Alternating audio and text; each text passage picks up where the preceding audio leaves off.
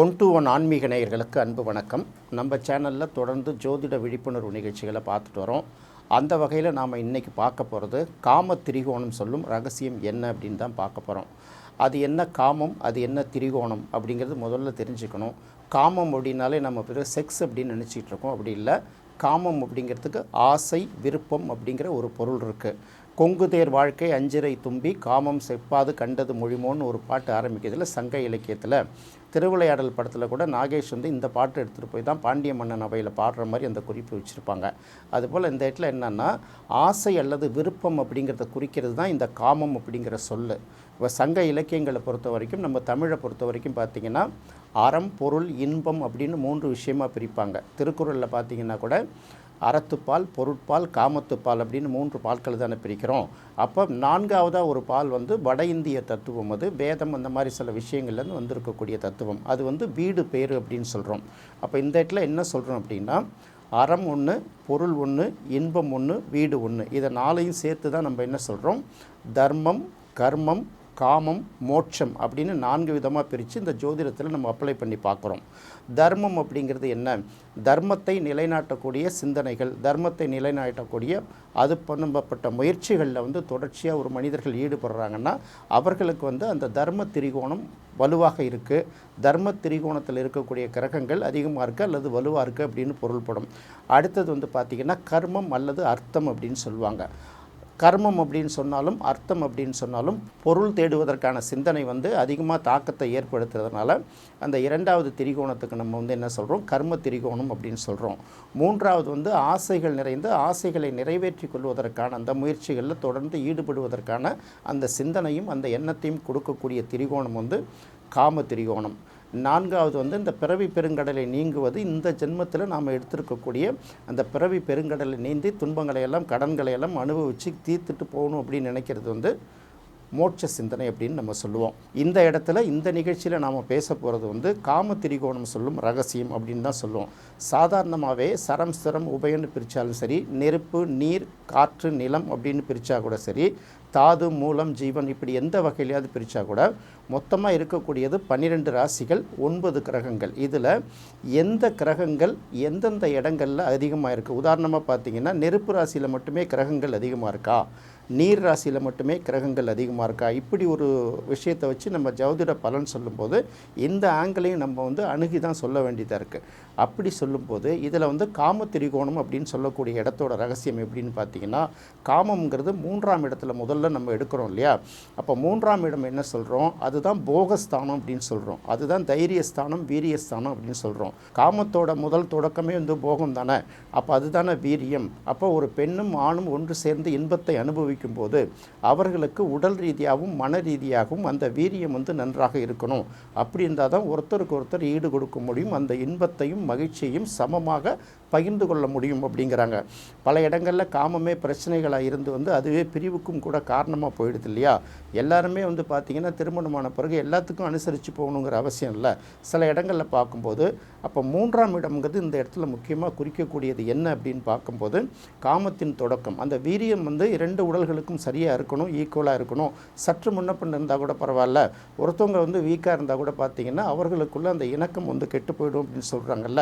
அப்போ இந்த காம திரிகோணம் 3ஆம் இடம் என்ன சொல்லுது அப்படின்னா, ஆசைகளை நிறைவேற்றி கொள்வது ஒரு பக்கம் இருந்தால் கூட ஆசைகளை முழுமையாக அனுபவிக்கக்கூடிய உடல் தகுதியையும் மனத்தகுதியையும் குறிக்கக்கூடியது தான் இந்த 3ஆவது ராசி அப்படின்னு சொல்கிறோம். உங்கள் லக்னத்திலேருந்து 3ஆவது ராசி எடுத்துக்கலாம். அப்படி இல்லைன்னா காலபுருஷ தத்துவத்துக்கான 3ஆவது ராசியை பற்றி தான் இப்போ நம்ம சொல்லிட்டு வரோம். அதனால் இந்த விஷயத்தை பார்க்கும். அப்போ 3ஆம் இடம் அப்படிங்கிறது ஒரு ஜாதகத்தில் எவ்வளோ முக்கியமானது அப்படிங்க பார்க்கும்போது வீரியம், காரியம், தைரியம் எல்லாத்தையும் குறிக்கக்கூடிய இடம். போகம் அப்படின்னு அந்த இடத்துக்கு சொல்கிறாங்க. அப்போ 3ஆம் இடம் வலுவாக இருந்தால்தான் கணவன் மனைவிக்கு இருக்கக்கூடிய அந்த உணர்ச்சிகளை ஒருவர் மீது ஒருத்தர் பரிமாறிக்கொள்ள முடியும், அன்பை பகிர்ந்து கொள்ள முடியும், அந்த உடல் உணர்ச்சிகளை தீர்த்து கொள்ள முடியும். அப்படிங்கிறனால தான் இந்த 3ஆம் இடம் காம திரிகோணத்தில் முதல் இடமாக சொல்லப்படுது. அதுக்கு அடுத்தது பார்த்திங்கன்னா 7ஆம் இடம். 7ஆம் இடத்தை நம்ம கலத்திர ஸ்தானம்னு சொல்லுவோம். எல்லாருமே 7ஆம் இடம் அப்படின்னாலே திருமணத்தை குறிக்கக்கூடிய இடம், வாழ்க்கை துணையை குறிக்கக்கூடிய இடம் அப்படிங்கிறது நம்ம தெளிவாக சொல்லிடும். அப்போ 7ஆம் இடம்ங்கிறது இன்னாருக்கு இன்னார் என்று எழுதி வைத்தான் அப்படின்னு சொல்லுவோம்ல. யாருக்கு யார் வாழ்க்கை துணையாக வருவாங்க அப்படிங்கிறத முடிவு பண்ண வேண்டியது வந்து இந்த 7ஆம் இடம். அப்போ 7ஆம் இடம்ங்கிறது இந்த இடத்துல என்ன பார்க்கணுன்னா, ஒருத்தவங்களுக்கும் இந்த உலகத்தில் உள்ள ஆண் பெண் எல்லா உயிரினத்துக்கும் பார்த்திங்கன்னா எல்லாத்துக்குமே ஒரு துணை வந்து கண்டிப்பாக தேவைப்படுதில்ல. இந்த துணை வந்து பார்த்திங்கன்னா தைரியத்தை கூட்டுவதற்கும் பயன்படுத்தும், டென்ஷனை வந்து தவிர்ப்பதற்கும் பயன்படுத்தும் இல்லையா. அப்போ 7ஆம் இடம்ங்கிறது எப்போதுமே வந்து ஆண் பெண், இருள் ஒளி, இன்பம் துன்பம் எல்லாத்தையுமே பார்த்திங்கன்னா இந்த 7ஆம் இடம் வந்து ரொம்ப முக்கியமான பங்கு வகிக்குது. இங்கே விலங்குகள் எல்லா உயிரினங்கள்லையும் பார்த்திங்கன்னா ஆண் பெண் அப்படிங்கிறதும் இனப்பெருக்கம்ங்கிறதும் ரொம்ப முக்கியமானது இல்லையா. இப்போ விலங்குகளாகட்டும், பறவைகளாகட்டும், மனிதர்களாகட்டும் எல்லாத்துக்குமே ஒரு துணை தேவைப்படுது இல்லையா.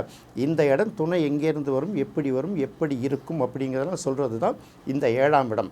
அதனால் வந்து காம திரிகோணத்தோட 2வது ராசி அப்படின்னு பார்க்கும்போது இந்த 7ஆம் இடத்தை குறிப்பிடப்படுகிறது.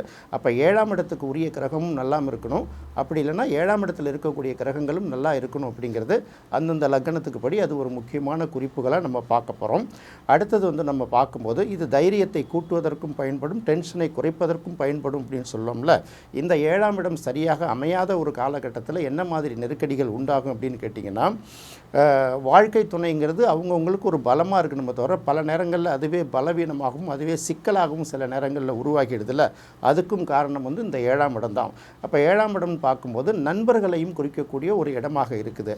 நண்பர்கள் அப்படின்னா நீங்கள் வந்து பார்த்திங்கன்னா அம்மா அப்பா, கூட பிறந்த சகோதர சகோதரிகள், உறவினர்கள் இவர்கள்ட்ட கூட பகிர்ந்து கொள்ள முடியாத சில விஷயங்கள், அது ரகசியங்களாக இருக்கலாம், நம்மளுடைய பலமாகவும் இருக்கலாம், பலவீனமாகவும் இருக்கலாம்.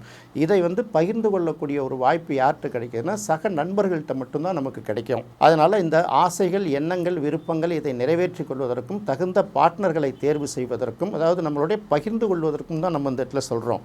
நம்மளுடைய கஷ்டங்கள், சந்தோஷங்கள் எல்லாத்தையுமே பகிர்ந்து கொள்வதற்கு ஒரு வாழ்க்கை துணை வேணும், நல்ல நண்பர்கள் வேணும். அதே போல் தொழில் ரீதியாக நீங்கள் சக்ஸஸ் ஆகிறது கூட பார்த்திங்கன்னா ஒரு நல்ல பார்ட்னர் வேணும், சுயதொழில் அப்படிலாம் சொல்கிறோம்ல. இதையெல்லாம் குறிக்கக்கூடிய இடம் தான் 7ஆம் இடம்.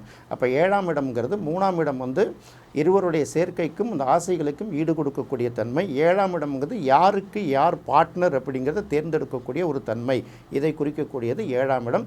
அதனால் இந்த 7ஆம் இடத்தை வந்து 2வது காம திரிகோணம் அப்படின்னு சொல்கிறோம். அதுக்கு அடுத்தது பார்த்திங்கன்னா 11ஆம் இடம். 11ஆம் இடத்துக்கு பல முக்கியத்துவம் இருக்குது. ஏற்கனவே நம்ம பல வீடியோக்களில் இந்த 3, 7, 11 பற்றிலாம் பேசியிருக்கோம்.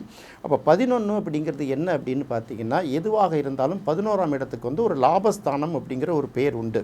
அப்போ லாபம் அப்படின்னா பார்த்திங்கன்னா, இப்போ உங்களுக்கு வந்து என்ன தேவைன்னாலும் அந்த தேவை வந்து நிறைவேறுறது அப்படிங்கிறது ஒரு பக்கம், என்ன நோக்கத்துக்காக ஆசைப்பட்டீங்களோ அந்த நோக்கத்தை அடைவது அப்படின்னு ஒன்று இருக்கு இல்லையா. அப்போ அதுதான் வந்து 11ஆம் இடம். அப்போ ஆசைப்படுறது ஒன்று, அதுக்கப்புறம் கைக்கு கிடைக்கிறது ஒன்று, 3வது வந்து கிடைத்த நோக்கம் நிறைவேறுதல் அப்படின்னு சொல்கிறோம்ல. அப்போ 11ஆம் இடம் எதை குறிக்குது அப்படின்னு பார்க்கும்போது ஆசைகளை நிறைவேற்றும் இடம் அப்படிங்கிறது அதுதான். அதாவது ஆசைகளை நிறைவேற்றும் இடம்னா இந்த இடத்துல எல்லாத்தையும் எடுத்துக்கலாம், காம திரிகோணத்துக்கு மட்டுமே எடுத்துக்கணுங்கிற அவசியம் கிடையாது. ஆனால் இங்கே நாம் இதை பற்றி பேசுகிறதுனால அதை எடுத்துக்கோம். ஒரு ஆண் பெண்ணுக்குள்ளே அந்த சந்தோஷத்தோட நிறைவை உச்சத்தை அவர்கள் அடைந்திருக்கிறார்களா, ஒருத்தர் விருப்பப்பட்டாங்க, திருமணம் பண்ணிக்கிட்டாங்க, ரொம்ப மகிழ்ச்சி, அவங்க வாழ்க்கையில் சந்தோஷமாக அந்த வாழ்க்கையை அனுபவிக்கிறார்களா, இப்படியெல்லாம் குறிக்க வேண்டிய இடம் வந்து நம்ம வந்து 11ஆம் இடத்தை வந்து நம்ம குறிக்கிறோம். அப்போ காம திரிகோணம் அப்படிங்கிறது பார்த்திங்கன்னா 3ஆம் இடம், 7ஆம் இடம், அடுத்தது வந்து 11ஆம் இடம் அப்படின்னு எடுத்துக்கிறோம். இப்போ 3, 7, 11 என்னத்தை சொல்லுது, என்ன ரகசியத்தை சொல்லுதுங்கிறது. 3 அப்படிங்கிறது வந்து தைரியத்தையும் போகத்தையும் வீரியத்தையும் ஒருவருக்கு ஒருவர் ஈடு கொடுக்குற தன்மையும் குறிக்கிறது இந்த 3ஆம் இடம்.